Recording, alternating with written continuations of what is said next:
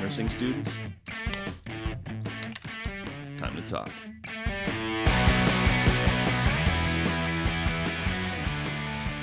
Welcome to the Real Talk School of Nursing Podcast, Season 4, Episode 2. I am your good and faithful host, Michael Smith. Thanks for continuing to subscribe to the show. Write into the show at realtalknursing@gmail.com or use Facebook Messenger or contact us through Instagram or Twitter to share your experiences, ask questions, and give feedback. Thank you for supporting our other friends, affiliates, and sponsors. Thank you to everyone who started following us on Instagram, Twitter, and Facebook. More listeners means more and better shows. Make sure to share the episode with classmates and especially underclassmen and cohorts. Let's give a hand up to those who are coming behind us. Welcome to this community of fun, engaged, and supportive nursing students and nurses. Don't forget to reach out and tell us if you have any announcements for graduations, good grades, difficult tests, friends you want to help congratulate, and your announcement will be featured on the show.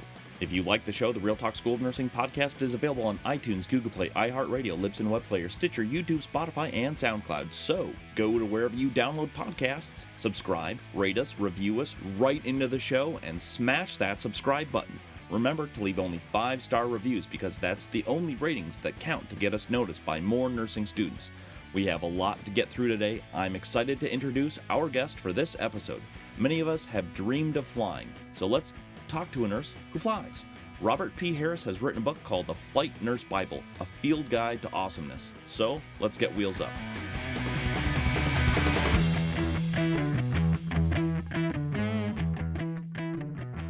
All right, well, welcome to the show. With me is Robert P. Harris, RN, BSN, CFRN, CTRN, TCRN, CEN, CPEN, CNPT, CCRN, and Woohoo! goes by Nurse Rob. That's right. Well, how you doing, Michael? Welcome to the show. Thank you for joining me today. It was a quick re-record after the holiday, so I appreciate you coming out. So let's just jump right into it. We're wheels up. So talk to me. So first off, you wrote a book, and it's called The Flight Nurse Bible.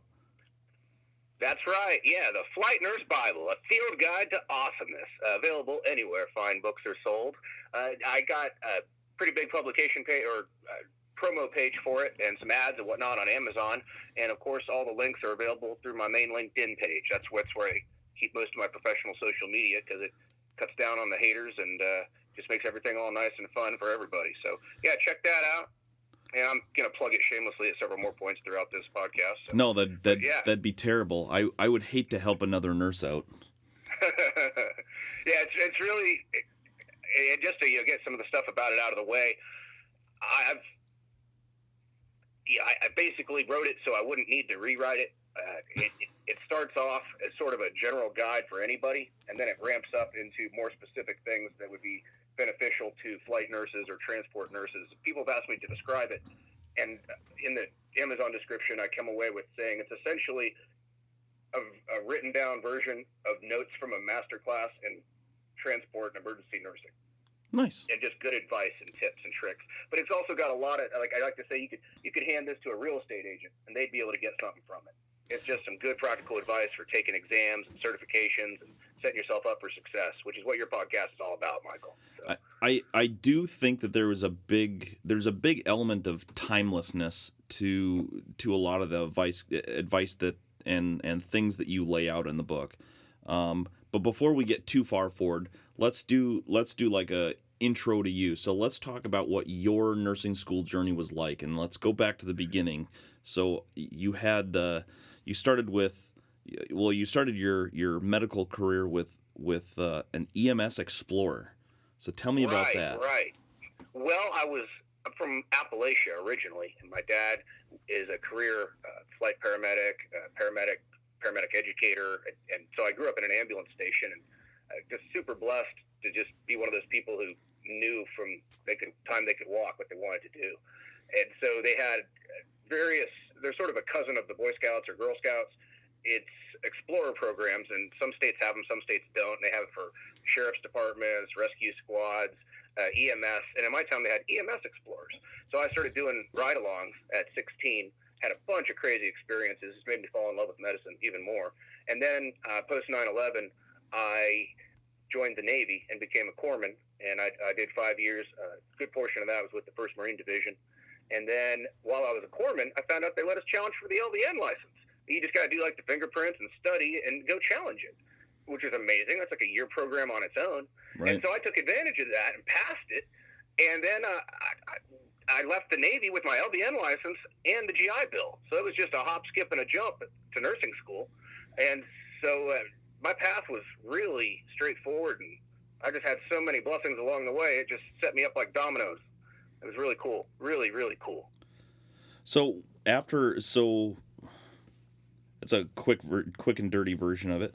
So what were you doing? So once you got into nursing school, were you working at the same time? So you were working as an LPN or an LVN at the same time you were going to nursing school, right? Yeah, that's right. Yeah, I did sort of gloss over that there. No, I've always, unless I was on a walkabout, when I got out of the Navy, I took about a year or so and did some, mind clearing, globe-trotting kind of stuff. But I've had the blessing of when I wasn't on walkabout, I've never been unemployed. I've always had a couple of jobs, usually a few jobs, because I one of those weird people who, not weird people, you're a nurse, we're all, we're in healthcare, we're all sort of workaholics. We're all a little bit weird, yeah.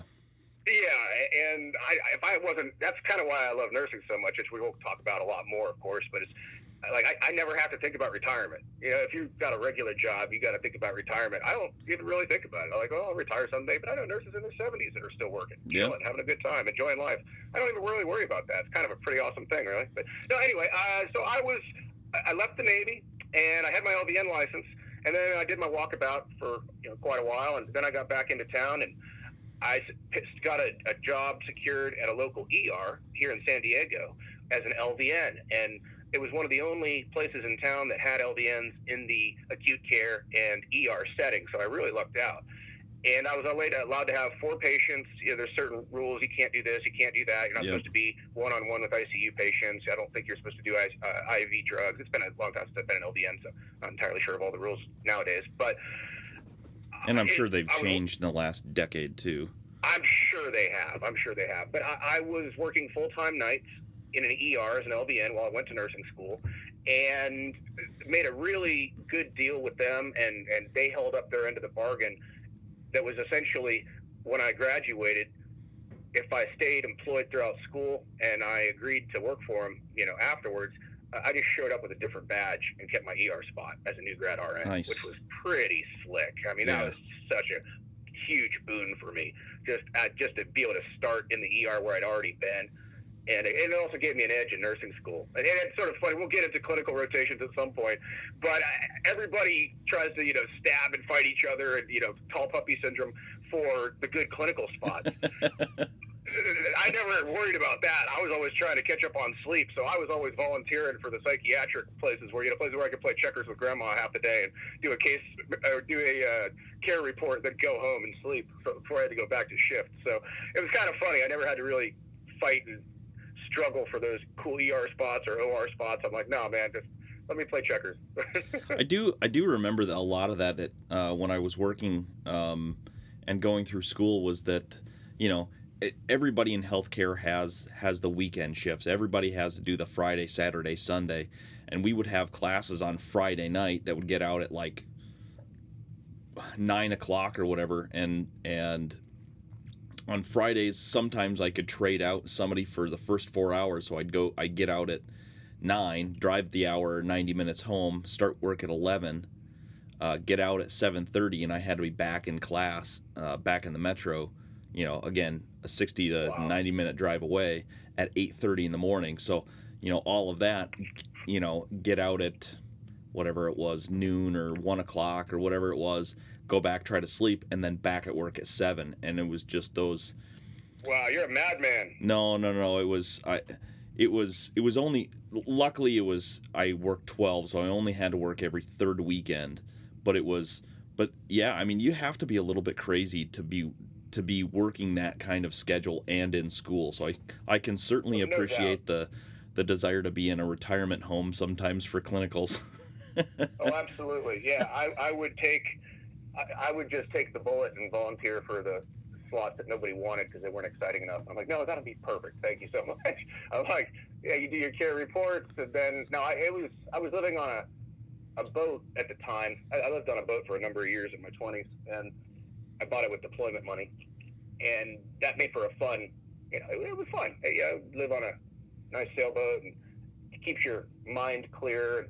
It was a fun lifestyle, but I would only get down to my boat maybe 3 or 4 times a week. Most of the time I was sleeping in my car or sleeping on the floor in my boss's office or something in between shifts, and Oof. I would, there was a couple of us that were doing that, and we had a spare classroom next to, we had the classrooms timed out for near our classes for where, we basically knew which rooms were empty and we could nap in during school. Yep. You know what I mean? So you'd go in and there'd be 3 or 4 night shifters on the floor in sleeping bags in an empty room next to I'm not even kidding, man. Yeah, we were a pretty crazy batch. There were several of us that just kept sleeping bags in the car, and we would just sleep in the classroom, and they'd like wake us up and we'd do class. And it was kind of, it sounds like I'm joking, but no, it's when you're doing 3 or 4 12s a week on top of nursing school full time, it's just what you do. Yeah.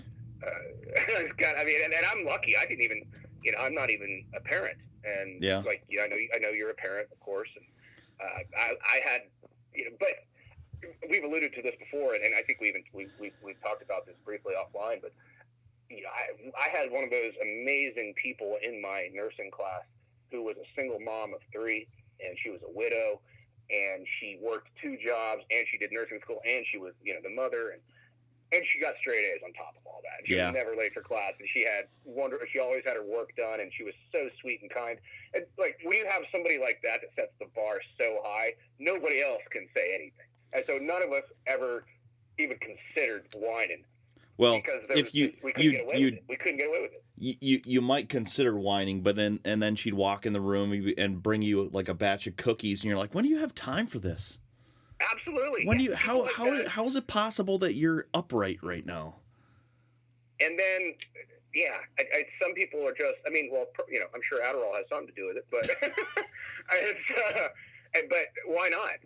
No, I don't know. She was just a remarkable human being, and she was so upbeat and positive. She really molded the mood of the class for the entire duration. That was really beneficial because it only takes 1 or 2 bad eggs to bring down the mood of an entire program. You know what I mean? A couple of real negative people that just make everything miserable. This woman single-handedly elevated everybody with her motivation and her drive. She's just a mad person. She was awesome. Go ahead. Sorry, I was going to ask, are you still in contact with people from school? Yeah, a few of them.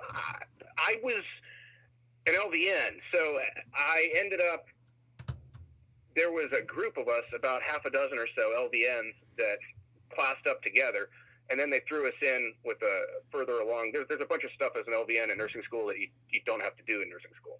I'm not going to get to the specifics because I don't know what's changed. It's been a long time, but there were several courses you didn't have to take. Like, you skip all the fundamental stuff, and you just jump in later on with some of the more advanced classes. Sure. And so the half a dozen or so LVNs, we were all together pretty much for the entire duration. And then, I still live in the town I went to school in, San Diego. So San Diego's an overwhelming place. We have the Coast Guard, we got the Marine Corps, the Navy, we got all sorts of different hospital tourism systems. I won't even get into corporation names, but we got 3 or 4 separate massive hospital systems, multiple trauma centers, multiple military agencies, and the DEA and the Border Patrol, and it's just such an overwhelming place to work. And it's California out here, so we got prisons everywhere. So there's just so many options. And yet, because of that environment of there's jobs everywhere, there's sort of a transient nature to nursing in a town like that. So you end up seeing people all over the place. And then I'm a transport nurse by trade, so I go around all day. So it's kind of fun, actually. I see people that I've known back when I was a corpsman that are now nurses. Some are physicians, PAs, and I see some corpsmen that are just still just doing EMT stuff or paramedic stuff. And no, but it's really fun. Whenever you work in a town that has a huge medical presence, yeah, it's so cool. You see a lot of old friends, and there's a lot of community to that, which is kind of fun. And I'm not a sappy dude, you know. I'm not really a beers with bros on every weekend kind of guy, but it's nice to see people you've known for a long time. Sure. You have stuff in common with. So, I mean, like, I think much like the military, I think if I saw anybody or any of my classmates saw each other, and it wouldn't matter how long of a time it was between that and school, it would be like it's like best friends all over again. Same thing in the military, same thing. Like you see somebody that you knew who had been through, for different people it's harder, but for me, nursing school was thrilling. Let's say thrilling.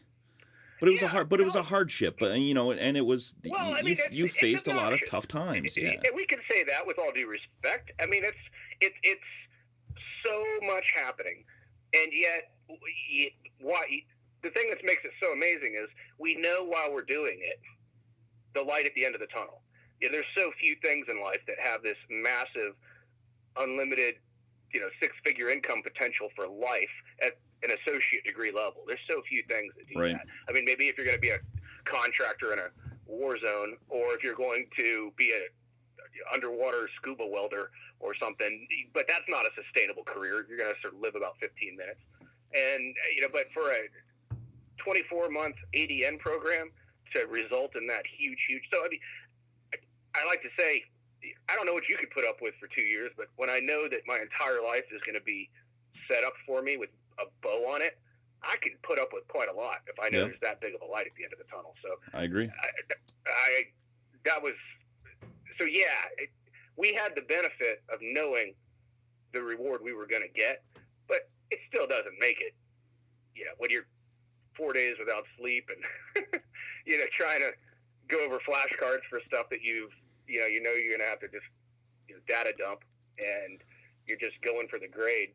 Yeah, Mark Klimek in a couple of episodes ago talks about the he calls it the mall phenomenon, where you're reading a textbook and you start on page 150 and you get to page 201 and you don't remember anything in between, and it's kind of, he says it's like you get in your car and you're suddenly at the mall and you don't have any memory of how you got there. But so you obviously read it, you obviously drove that distance, you have no idea how you got there. I can remember a lot of times where you're just so tired and from work, kids, driving, all that kind of stuff, and just go, I'm not sure how I made it home tonight. Absolutely. And when you think about it like that, it's so dangerous. I think about, because I've had that happen too. It's you call it driving by braille, where I mean, I've only legitimately fallen asleep behind the wheel once, and it was coming back from a flight shift in Arizona, and I literally woke up going off road, and I was able to overcorrect or correct properly with only overcorrect. Oh no, don't flip it. Oh right. And didn't blow a tire, stayed upright. But I actually went off road with it. Fortunately, it didn't get hurt, and was able to stay upright because it was flat. It was on the desert, fortunately. Yeah. And it wasn't off a cliff or anything. But that was one of those near-death experiences where you're like, man.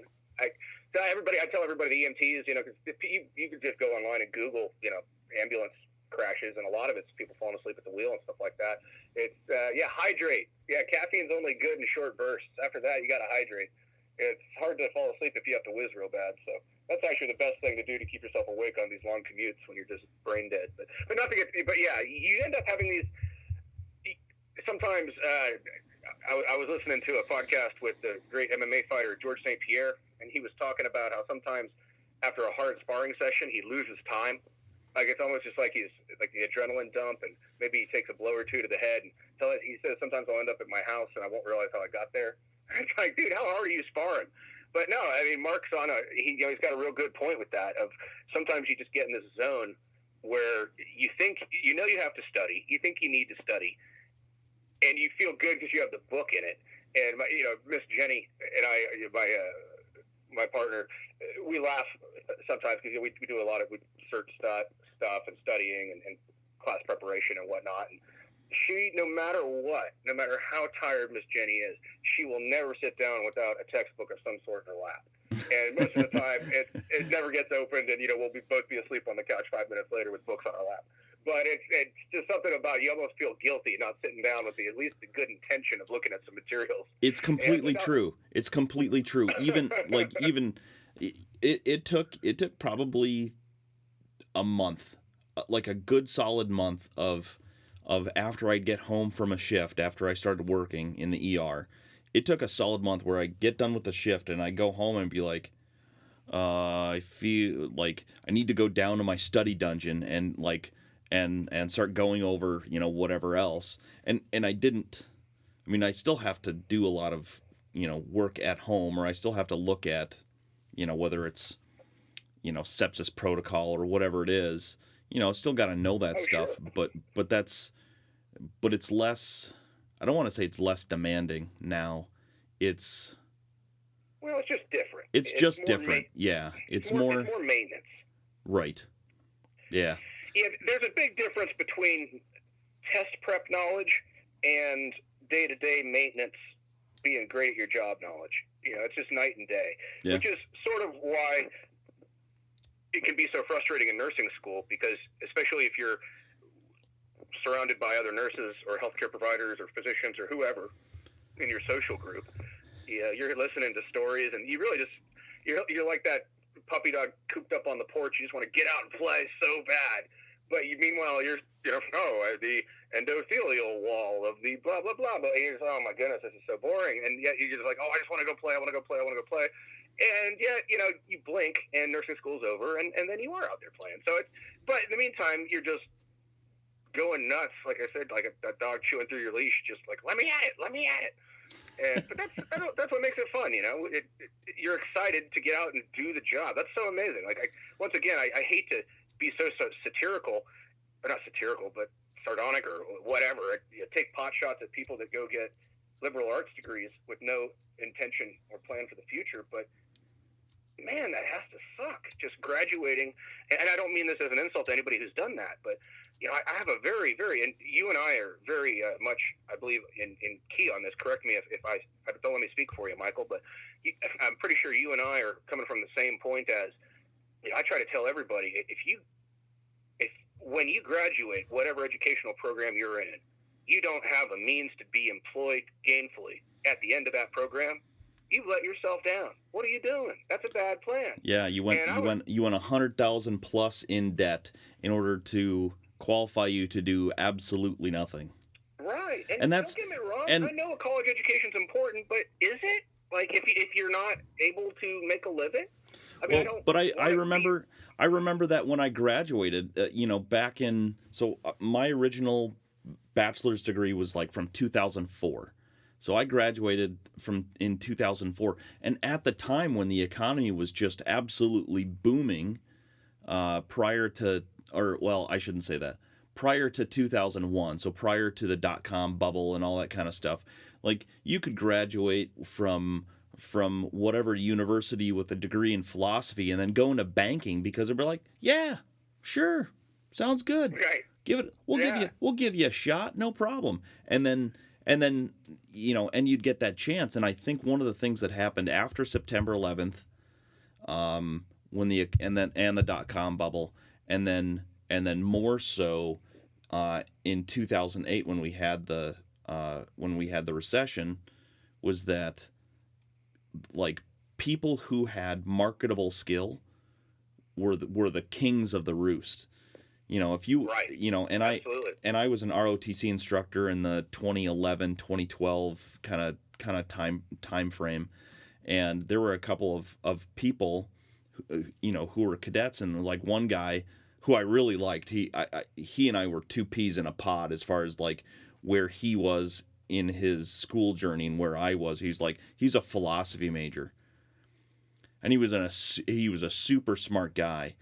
And I was a communications major in college. Like, I got absolutely nothing, because the only thing I cared about was just getting the degree so I could get commissioned and get out to the freaking army and go do the stuff that I've been trying to do for 4 years. September 11th, just confirmed everything that I wanted to do. That was like, yep, I'm on the correct path. Yeah, absolutely. And but I had that conversation with him several times. Like, hey, dude, like you may go 20 years, but if you don't, what are you going to do? Plan B? What's plan or what's plan C? If even better point. Yeah, absolutely. What's going to happen after this? So let's take that's a good stop point. Let's stop there, and then we'll go into the next segment. We'll talk about prereqs, and then we'll kind of get into the nursing school. It's a little more fuzzy with interviews as far as like what segments we're going to do, but we'll go through that. So let's get a word from one of our sponsors, and then we'll come back and we'll get in for segment number 2. So all right. Be right back. Are you tired of the same old badge reel? Do you have to wear the same scrub color as everyone else? Are your undershirts boring and kinda stinky after wearing your lucky shirt through 5 in a row 12s? You can wear your personality in other ways. Go to badgeladybynerdwear.com and check out her massive selection. Tell her you're a Real Talk School of Nursing podcast listener and use the promo code REALTALK20 at checkout for 20% off your order. Expect 2 to 3 weeks for custom orders, and a few days depending on her actual job schedule, because she's a real nurse, to get your badges made and shipped. I know you'll treat her like your best friend at clinicals, so go to badgeladybynerdwear.com and order the coolest custom and original badge reels out there. Go to badgeladybynerdwear.com and use the promo code REALTALK20 for 20% off your order. That's badgeladybynerdwear.com. and use the promo code REALTALK20 for 20% off your order.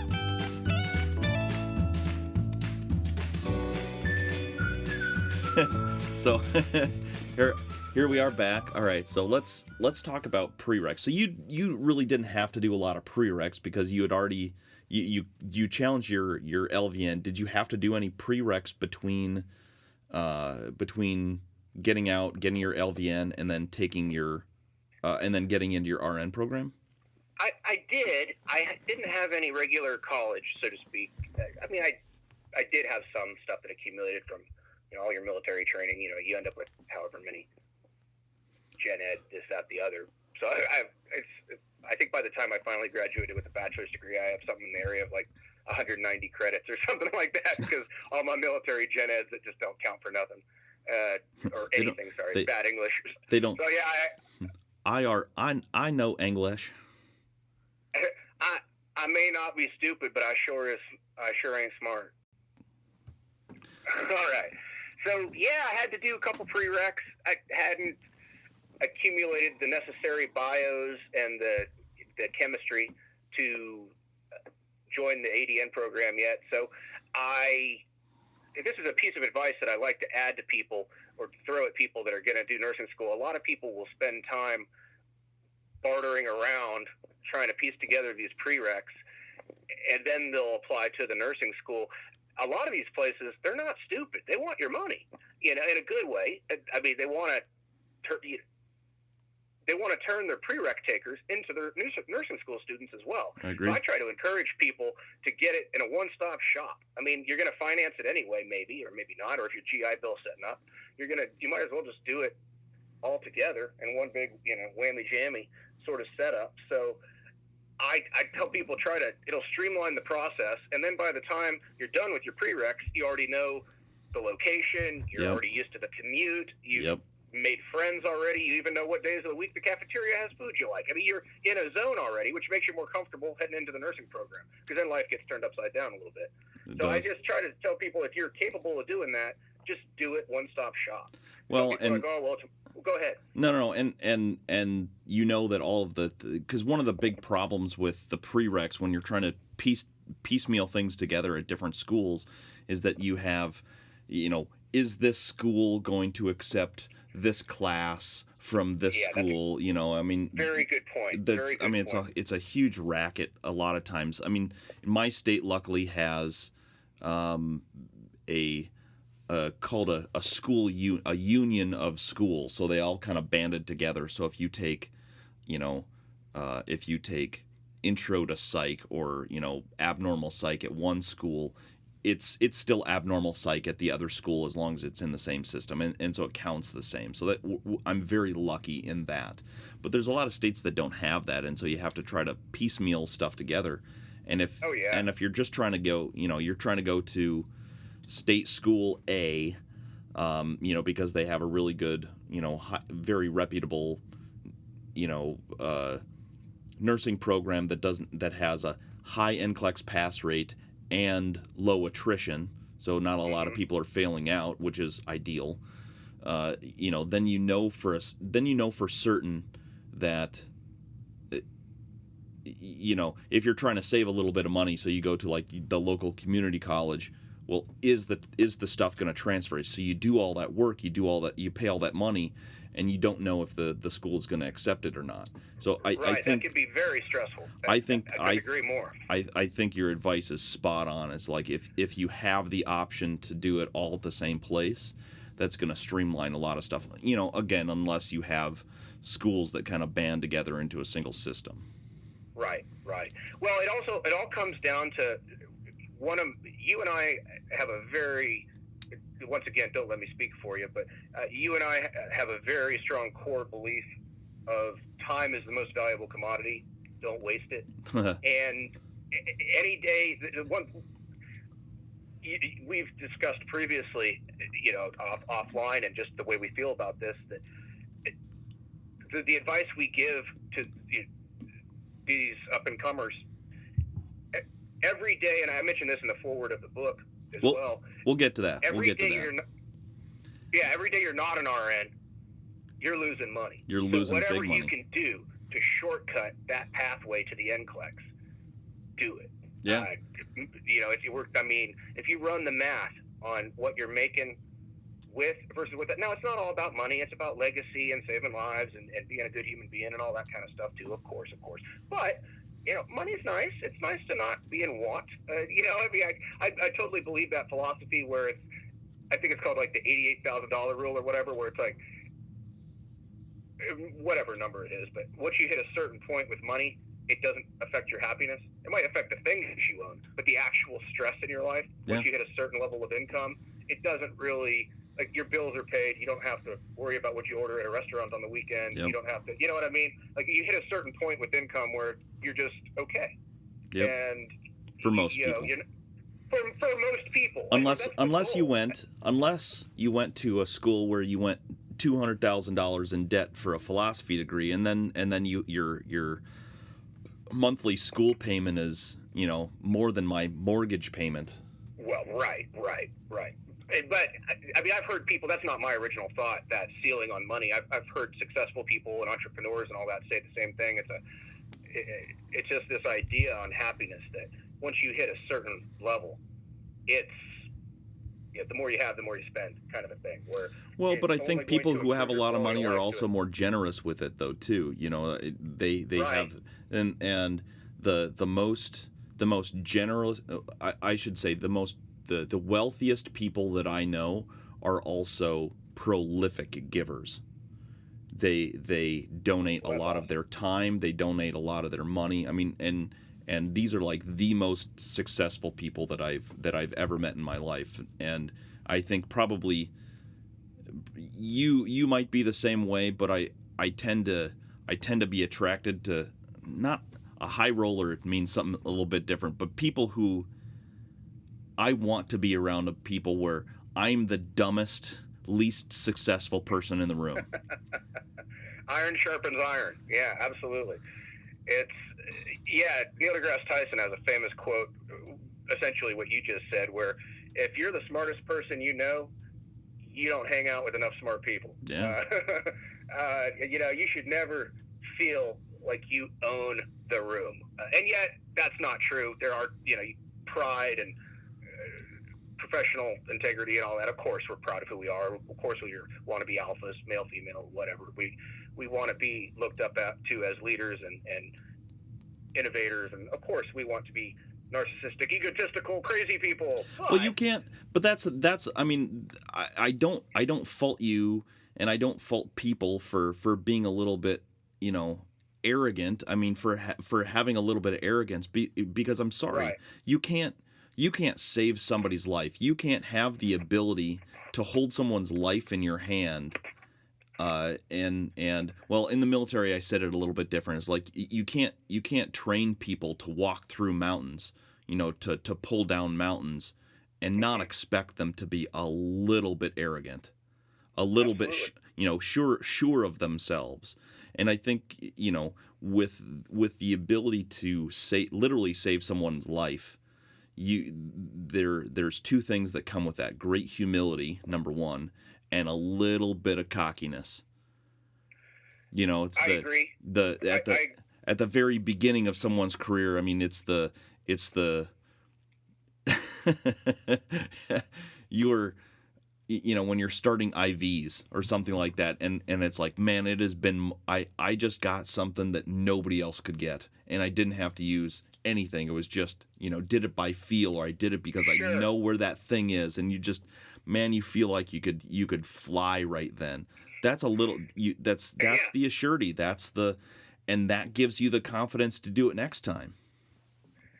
And you're completely right, and that's what drives success. It's ego, but kept in check. And trust me, you're gonna, in the course of your nursing career, you're gonna be humbled. You're gonna get kicked in the teeth. You're gonna have people of all ages and all walks die in your arms, and maybe there was something you could have done. Maybe there was something you couldn't. You're gonna be humbled time and time and time again. But you're not gonna. You also have to find that balance of being able to appreciate, oh man, I'm really good at this, or I'm good at that. And yet, when you're that new grad who just nails that perfect, or not that new grad, just that awesome ER nurse who nails that, crazy awesome IV stick, and then you look up from your room and you see the flight crew walking in with their intubated patient and all their gear and their vents and their multiple drips and all that. You're like, whoa. Yeah. And then, okay, fast forward a few years, and maybe you're one of those flight nurses, and then you're dropping off your patient. And, I can't tell you, there's always a bigger fish. You're never going to be like, what, if you want to say, flight nursing is the, tip of the spear or something like that, which, you could call it that, I suppose. You could make that argument. I mean, you could. It's a bit narcissistic, since that's what I do, for me to say that myself. But the point of that is who are we bringing our patients to? The trauma surgeons. Those are the people. I mean, really, at the end of the day, it all comes down to those people. Those men and women that are truly, like, all we're doing is buying time to those fantastic, OR surgeons. That's it. But there's so many, and I think that is such a great attitude, though. Be like, you are so self-assured in your skills in order to buy that time and stuff like that. But you're bringing, but you are bringing that stuff to my my stability nurses, my critical care nurses, and though I look up to those nurses like, like you guys. I mean, like, they should all be wearing leather jackets, Right. You're like, these guys are a gang of absolute beasts, and then, but they look up to other people, and other people look up to them, and it's just this. I mean, I think it's kind of weird, or it's not weird, but I think it's beautiful that, all these people have such tremendous respect for what everybody else does, and yet, even though you have respect and humility for what you do and for what other people do, I think having that self-assurance is an incredibly valuable skill. And it doesn't matter if you're a prereq student, it doesn't matter if you're a nursing student, it doesn't matter if you're a new grad, it doesn't matter if you're a flight nurse or a trauma surgeon. Like, knowing that you have the capacity to do what you're doing is extremely valuable. Of course. And also just knowing that envy is acceptable, and we, by the nature of the high speed, low drag, alpha nature of, the nursing critical care profession, it helps to know that everybody's going through it looking for more as well. Everybody's doing that. If you're doing it right, you're always going to be hungry. That's what's so cool about the field. That's totally true. there's so many. I mean, there's hundreds of types of physicians because there's so much freaking medicine to learn. There's so much to learn. You can never. I mean, there's 80-year-old physicians out there that are still say, they learn every day, and it's amazing. No, it's true. So it's humbling. It's really humbling. And anything you can do, it's important to know that you're not alone. You're going to feel overwhelmed, or maybe you don't have your dream job today. Maybe you don't have your dream job at the 2-year mark, and you thought you'd be further along. Well, everybody feels like that. You just got to get to the best version of yourself you can be.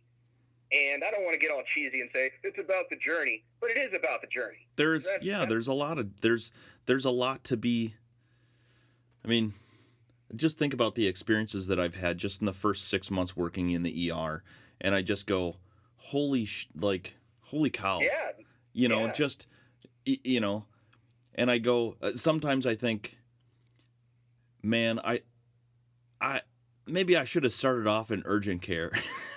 Right. But then you have a couple of those days where you're just like, boy, you can't do anything wrong. Like everything is just going right. And then all it takes is that one patient to just come in and just completely disabuse you of any kind of self-assurity you had in your own ability to be awesome. Oh, absolutely. Or you get used to the crew you're with, or you're working. Oh, yeah. Maybe you're in a place where you're working with the same dozen people, yep. And you all know each other's capabilities. You know who the smartest nurse is there. You know who's good with drips, and the person who's always grabbing the dopamine on every code, and you know who's top dog here, top dog there, and you're kind of in this comfort zone of mentorship, and then you'll have a traveler come in out of nowhere who's a guru or something that just throttles your confidence and makes everybody, it shakes everything up, and that's good. That elevates. And I think so. And it takes everybody to the next level, and you're like, oh my goodness, I remember a few of them. There was this one lady, we'll just call her Susan. Her name's not Susan, but we'll just call her Susan. And she was like a hurricane of talent that swept through my little ER I was working with at the time. And she was just aggressive and in a good way and on point. And she was one of those nurses where when she would walk in, and the doctors would start listening to her. Like she just had one of those presences where she would walk in and start calling the code.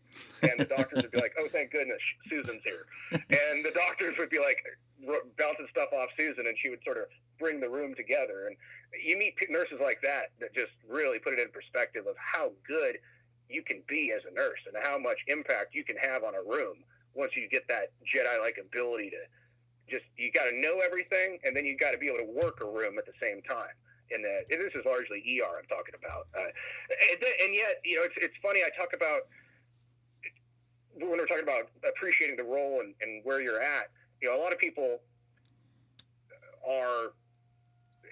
they'd be like, sometimes when I work in an ER still, they're like, man, is it seem easy working here in the ER, because it's like not like flight, or it's not nearly as stressful as flight or anything like that. And I'm like, no, it's so much more stressful because I have one patient at a time usually in flight world, and volume. You can give 100% of yourself to this one person, and it's stressful, and there's a lot going on, and there's a lot of liability, but you also have unlimited resources and protocols and scope and a huge pharmacy and gear, and you can play jazz and once again 100% focus on one patient.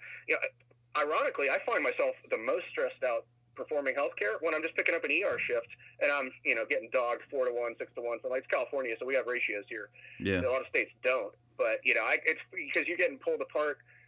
I've said it before a few times. You get pulled apart like the Scarecrow from the Wizard of Oz in an ER shift, and that's incredibly stressful. You just get nothing. If you're a completionist, then ER is just a nightmare for you because you never get to finish anything. So true. I mean, it's wonderful. I love being an ER nurse, of course. But if you're a completionist, it's your worst nightmare.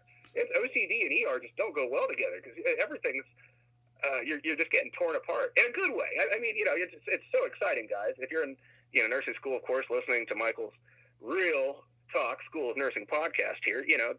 This should inspire you, not depress you. You got a really, really exciting. But you got to hunger. I mean, ER is one of those things where you kind of have to hunger for it because it's so fast. And we've had med-surg nurses come down, and I've talked about it before. Like, they just came down to grab one of the, to grab a patient or something. I can't remember what the circumstances were, but they were coming down to take one of my patients, and they came down and they were just. I mean, literally, you could see the white all the way around their eyes, and they're like, "What is happening right now?" And you turn around and you're like, "What?" And they're like, it's so chaotic down here. It's so crazy." And you're like, "We're not even busy. This is like everybody's eating lunch right now."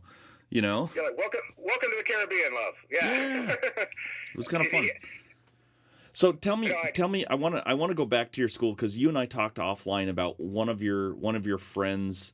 I can't remember if it was this guy was in your school or if he worked with you, where you could trade shifts off with him. Right. Yes, he was. We'll say his name is Peter. His name's not Peter, but we're going to call him Peter. If you're listening, Peter, we're talking about you. That's right, and he was one of the most generous people ever. Actually, his name's Luis. He's a sweet guy, and he was a fellow LVN and worked with me in my ER, and he just magnanimously said, "Hey, man, I'll switch off with you for your clinicals on short notice if you need me to. No big deal." And because we've alluded to before, I don't necessarily want to get into a ragging on things we hate about nursing school talk, but at some point, let's get back around to the frustration that goes with the clinical timing of the clinical rotations. We'll get back to that. But they spring it on you quickly. Oh, we'll just do it now. They spring it on you quickly. One of the most stressful parts for me personally was my schedules are usually made for my jobs a month in advance or weeks in advance. That's typically how it goes in healthcare. And sometimes you won't know until a few days out where your clinical rotation is going to be, number one, the location, and the times and days. So you're essentially flying blind, and then you just have to make your schedule fit into it, which is essentially impossible.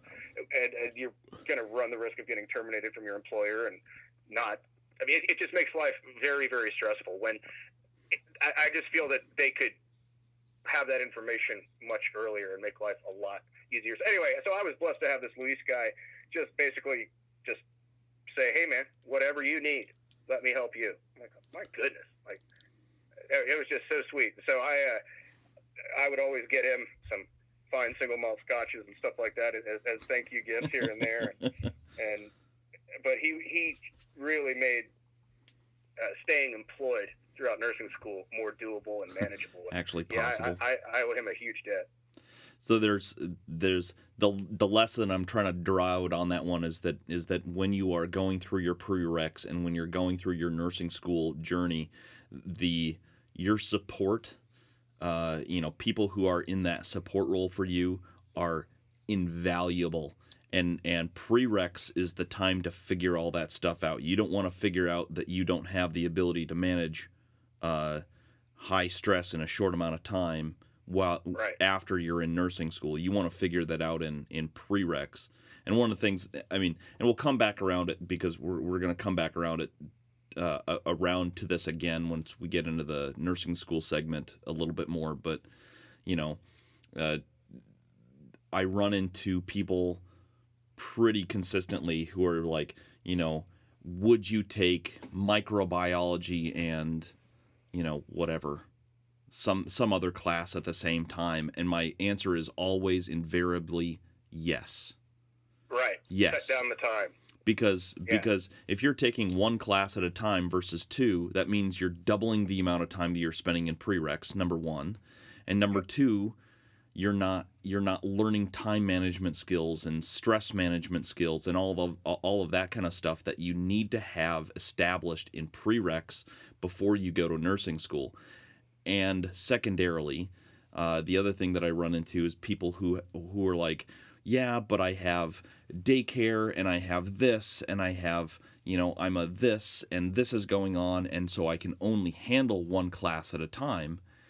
And my answer to that is, okay, I understand that sucks, but what are you going to do when you start nursing school? Because the point of this is to get into nursing school. Absolutely. Are you going to be able to maintain all of the stuff that's going on outside of nursing school, outside of your prereqs, once you get into nursing school? And the answer is almost invariably no. It's stressful. There's definitely an aspect of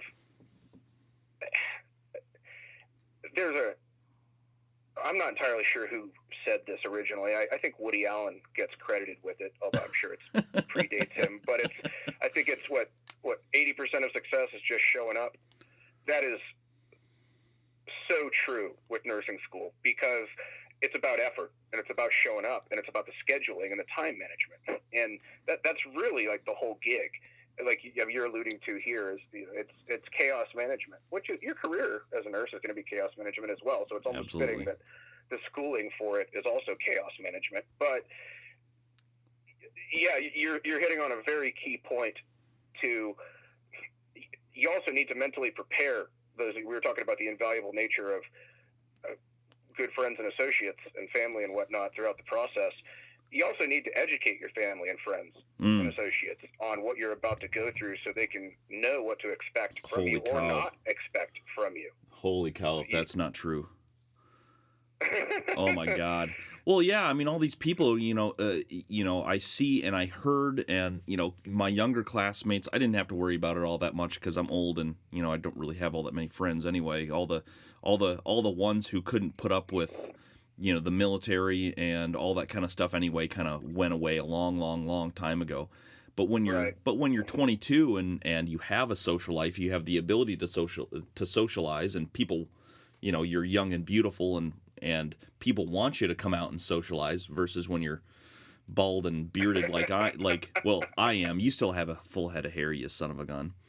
Well, but, it's not as dark as it once was, but I've heard if you keep your hair, you're not allowed to whine about the color of it. So okay, I'll just shut up over here. but it's, when people are 22 years old and suddenly they're like, well, you can't ever do anything with us anymore, and and people are losing friends because they can't go out and socialize. Right. And I'm just like, right. I'm like, what? Number one, what kind of friends do you have? Michael. I mean, if you have a custody thing with, I don't know your situation. I'm not asking. But there's so many people that have just complicated lives. They got ex-wives, and they got child support, and they got kids on weekends, and you need to try to communicate with your, whoever it is. Maybe not even your friends on for a social thing, but you need to communicate with your fiance or girlfriend or spouse or ex-spouse about, hey, this is something I'm doing for the good of the family, the good of everybody's life, the good of the kids, and I just need you to understand that for the next 18 months, 24 months, I'm going to need a little bit more effort out of you to support me so that I can make everybody's life better. Yeah. And, it's just good communication. Like I said, it's not just your friends, although you won't have a social life, most likely, unless you're just, unless you make the time to go out and have some fun. Usually, you're right. It's just work, office, and school, and like I said, sleeping in cars, and I'm so glad sleeping in spare classrooms. It's real talk. Genius. Go ahead. No. The sleeping in spare classrooms is genius. Oh, that's great. Absolutely. Sleeping bags. You should always keep a sleeping bag in your car. Absolutely. Always. Yeah, you do. There's a really hilarious picture of me and one of my good buddies who we went we're LDNs together in school, and we've helped each other get a couple jobs over the years, and he's a good buddy, and we were sleeping back to back, sort of like Forrest Gump and Bubba. Like at one point, we fell asleep in a hallway up against a wall, and we were like back to back, and somebody took a funny picture of us passed out like that, and that was he sent me some sort of professional email a few years back, and he attached that in it. It was really sweet. But no, you just got to communicate with everyone in your life that, hey, I'm going through something for the good of everybody in my life. I'm going to be a better person. I'm going to be a better husband, a better father, wife, whatever. I'm a dude, so I'll use masculine pronouns in my particular case, but. Well, you are one, so it's okay. I am one, so yeah, but I try to play the PC pronoun game as well as I can, but when I'm speaking first person, I am a male. So. You are one. But communication, like everything in life, you just got to tell everybody what's happening and thank them. Gratitude will get you a long way too.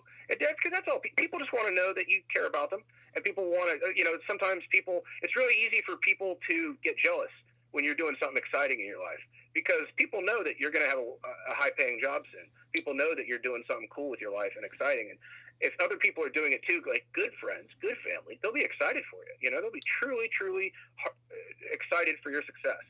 But a lot of people deep down, a lot of your friends from high school, college, other people that from the military that maybe didn't make good decisions. I mean, a lot of people are going to, at least behind your back, be like gritting their teeth and like, haters, essentially. And it's not something you do anyway. It's just sort of you can't really help it. It's just a part of being a human being, But you just got to be cognizant that a lot of people are going to think you're full of yourself, probably. Anytime you're in school and anytime you're taking up a lot of demands. But you do have to be somewhat selfish, and that's the thing. It's like you're not being selfish, because it's not like you're saying I'm the one who's setting the schedule, because you are not. The school is. And so it's not you who's setting the schedule. It's not you who's saying you have to abide to my schedule, because it's not my schedule. It's the school's schedule, and I don't have control over the fact that they haven't told me what time I need to be at clinicals on Friday and today is Thursday yet. I mean, there's just something to that. That's a great point, and you can also pass the buck. I mean, you kind of have to. If you make a mistake and you're more mad at yourself than your boss is, you're probably not going to get in that much trouble. You know what I mean? True. It's kind of like one of those, if you just got to act, you can't your schedule is going to have impact on others, and you just got to let them know, hey, this sucks. Oh, I'm so pissed. Oh, man, I'm so mad. You would really help me out if you did this. You got to incentivize the people in your life. I will make you pancakes if you just help me. Absolutely, yes. Exactly. I will find you the finest single malt scotch you've ever had if you will switch out this August dates for these July dates and blah blah blah. Yeah. Maple syrup and scotch will cover a lot of mistakes and cover a lot of scheduling faux pas that will happen. Darn straight, absolutely. Man, now I want pancakes and a glass of scotch. There you go. I might have to make that happen later today. But for the here and now, I wanted to.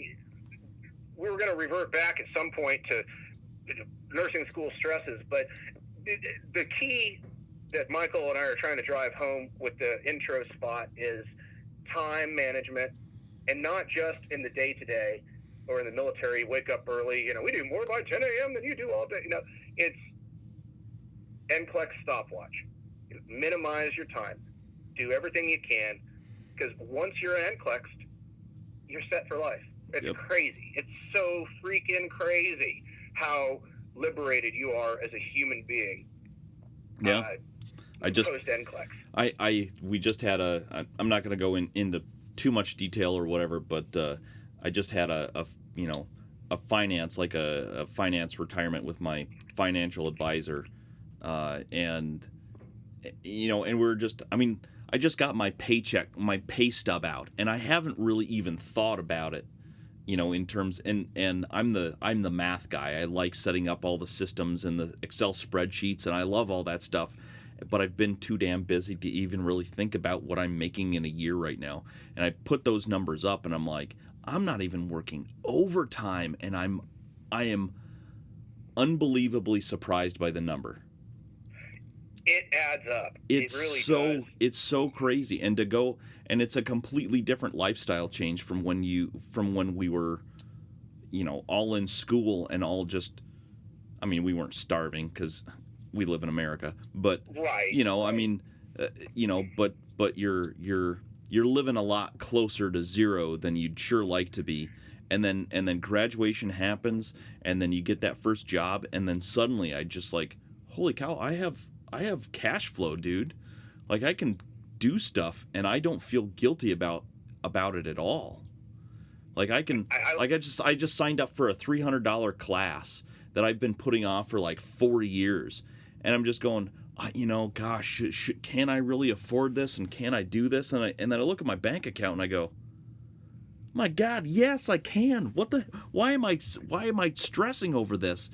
Done and done.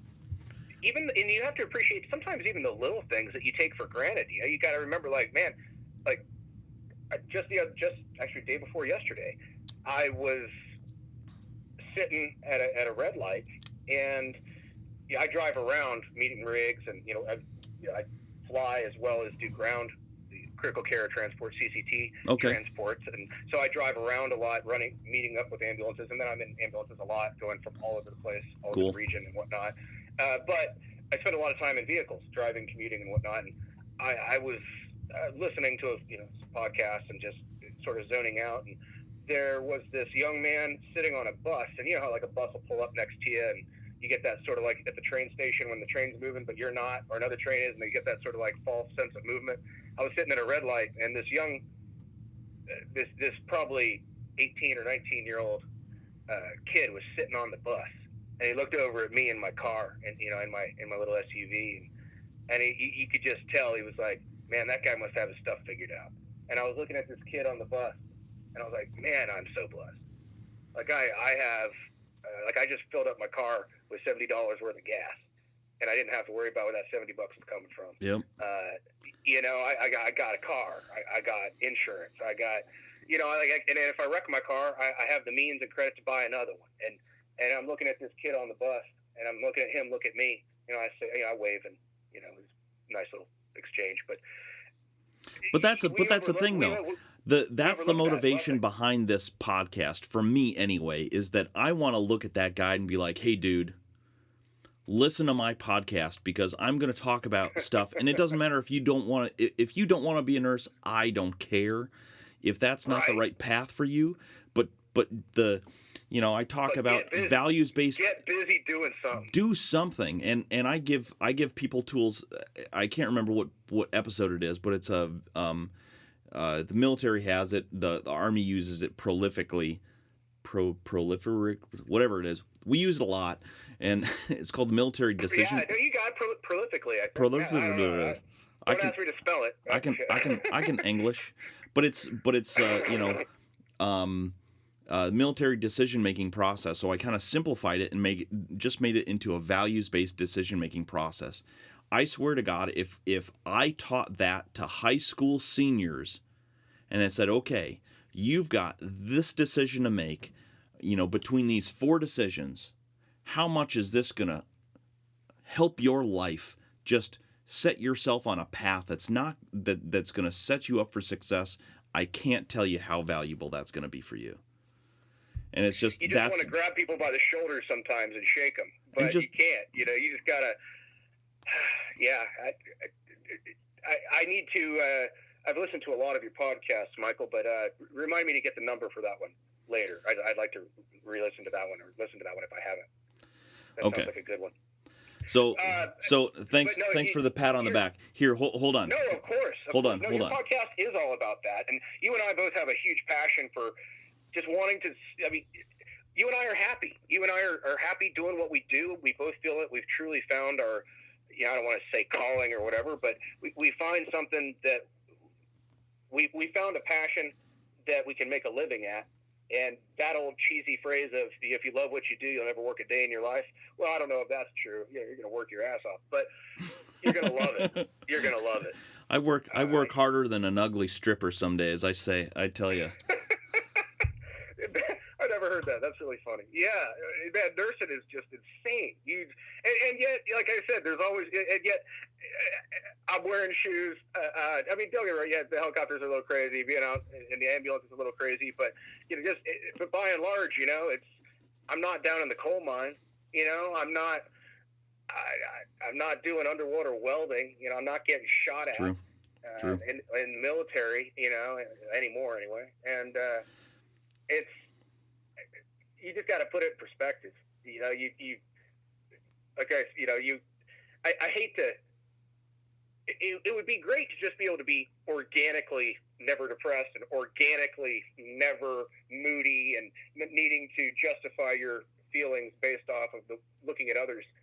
But I think there's several terms for it, but like Africa syndrome, essentially, where it's like, well, man, my girlfriend may have left me, and I'm short on the rent, but man, at least I'm not living in some village without water in some terrible place in South America or Africa or something like it's a strategy for coping, and it's sad sometimes that we have to take ourselves to that level but it's so effective.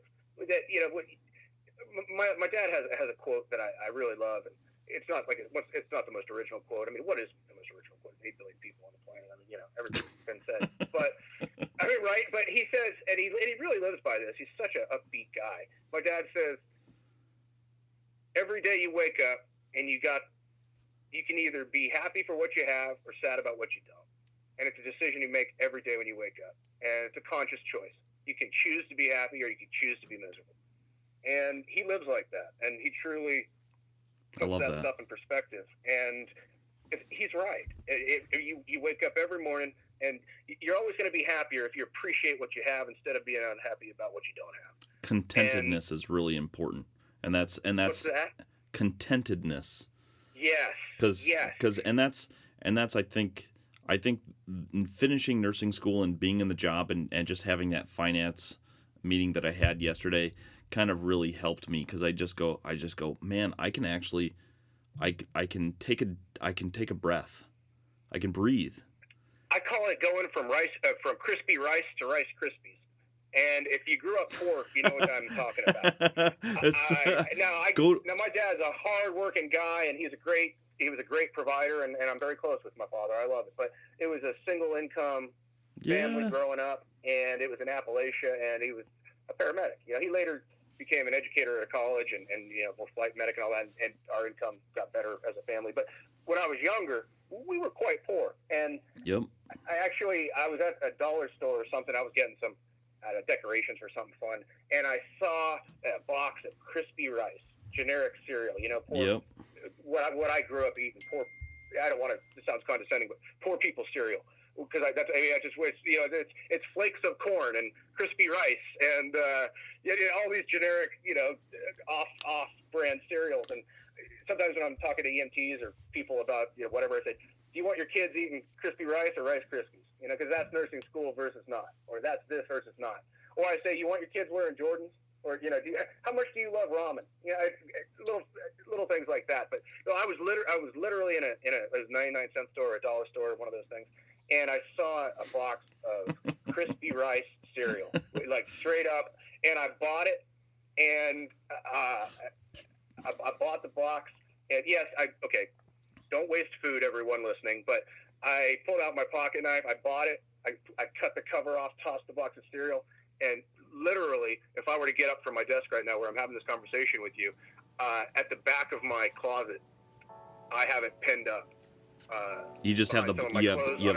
I have the cover of the box of crispy rice awesome. Pinned up in my closet as a reminder of how hard I've worked to get where I'm at. And holy shit.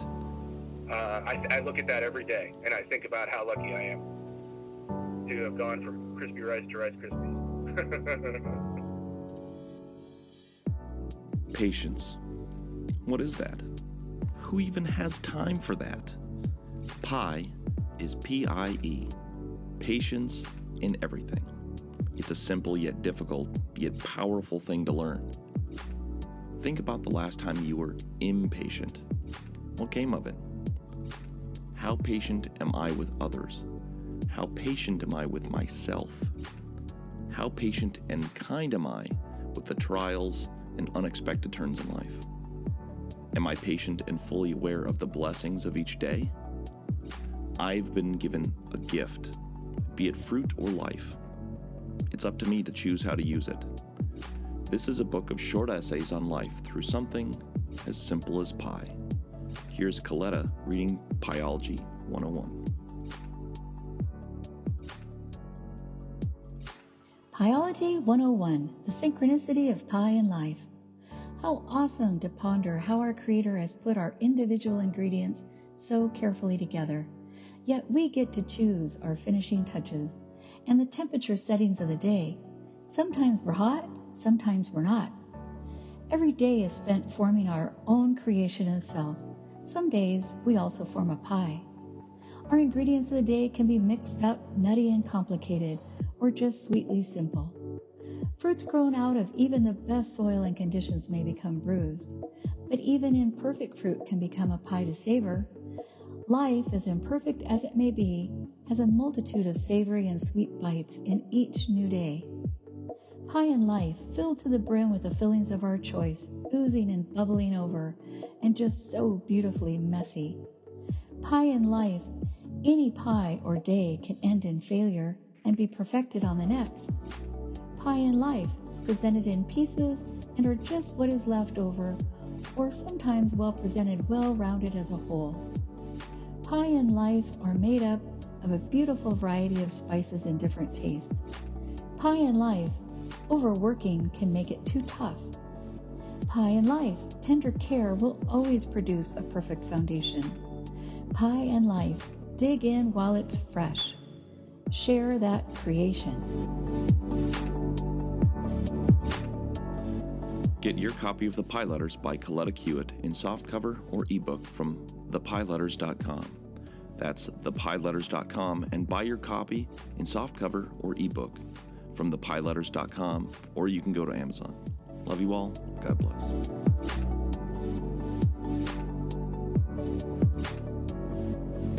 You're listening to the Real Talk School of Nursing podcast.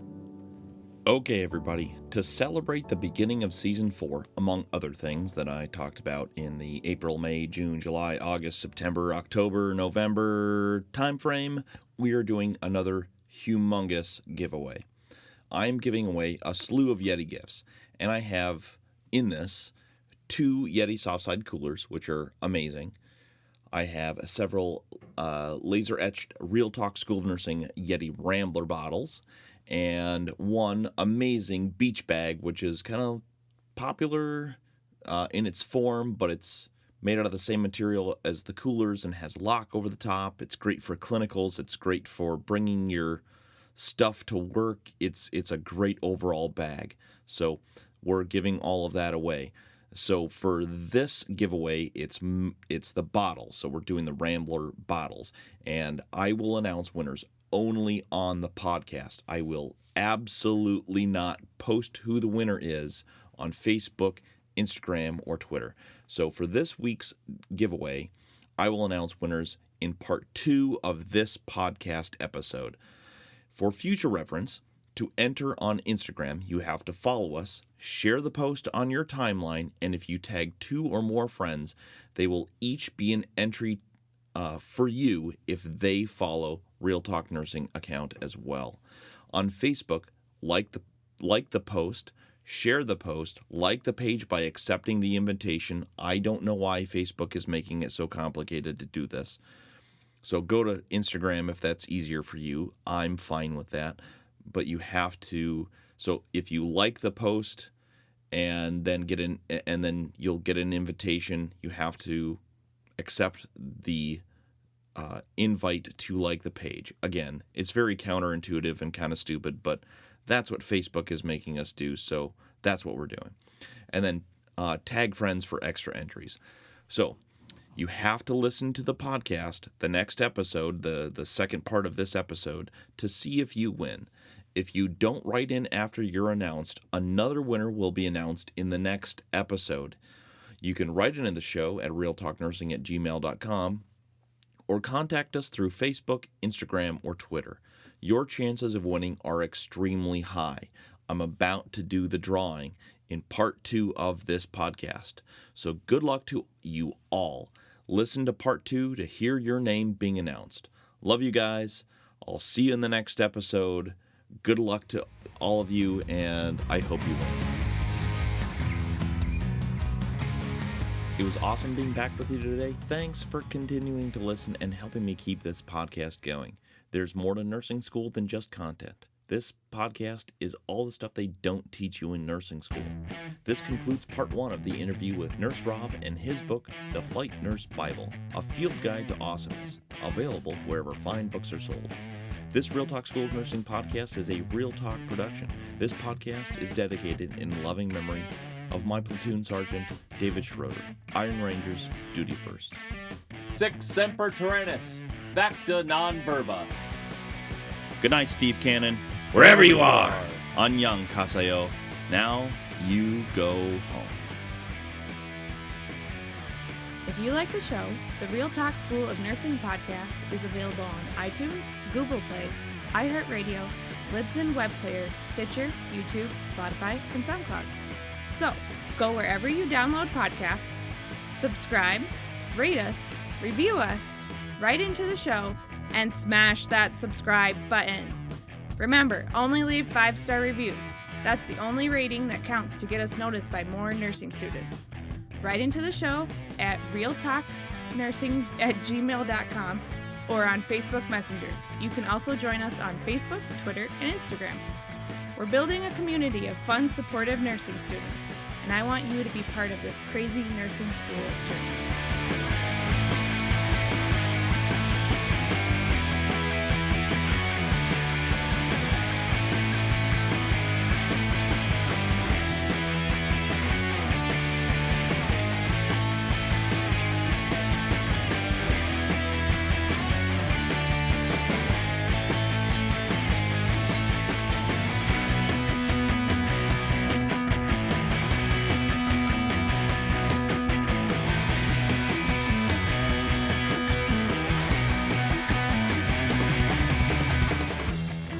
The Real Talk School of Nursing podcast is a holy moly, I can't believe you're still listening to this podcast.